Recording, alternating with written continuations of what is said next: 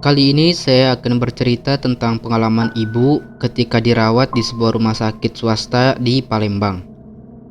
Ibu saya dibawa ke rumah sakit dengan ambulan pada hari Sabtu malam karena demam berdarah. Saya dan ayah mengantar ibu dikarenakan ketika itu Abang Ayu, kakak perempuan, sedang tidak pulang ke Palembang. Karena yang tinggal di rumah hanya saya dan ayah. Jadi pada hari pertama, kamilah yang menunggu ibu dirawat di rumah sakit tersebut. Tepatnya di kelas 2, ruang spesialis penyakit dalam. Ketika awal datang di ruangan itu, saya melihat ada bercak darah di lantai yang sedang dibersihkan oleh petugas dengan menggunakan kain pel. Sebenarnya saya sedikit curiga tentang apa yang terjadi, sampai ada darah di lantai. Tapi karena tidak ingin berpikiran terlalu jauh, saya buang pikiran bodoh yang menaungi otak saya itu.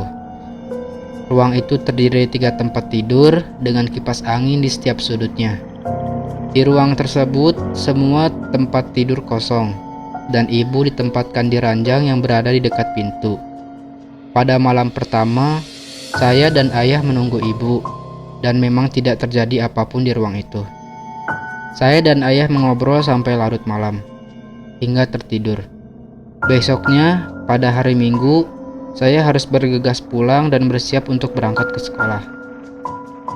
Karena SMA saya berasrama, jadi saya tidak bisa menunggu ibu pada hari selanjutnya. Otomatis yang menunggu hanya ayah sendirian. Pada Minggu malam, suasana hening, rumah sakit selalu saja mencekam. Tiba-tiba ibu terbangun karena dikagetkan dengan adanya seorang laki-laki setengah baya yang menarik-narik infusnya. Anehnya, kejadian itu tidak sedikit pun membuat ayah terbangun dari tidur lelapnya. Ibu tetap teriak sampai akhirnya terjatuh dari tempat tidur karena ditarik sosok laki-laki misterius itu. Karena suara begitu berisik, ayah terbangun dan beberapa perawat bergegas datang ke ruangan ibu. Mereka melihat ibuku sudah terbaring di lantai dengan tiang infusan yang sudah terjatuh terpisah dengan botol infusnya, dan ibu hanya memperlihatkan wajah syok. Singkat cerita, di pagi harinya kejadian itu sempat heboh. Orang-orang dari ruang lain berdatangan menjenguk ibu. Alhamdulillah nggak terjadi apa-apa pada ibuku.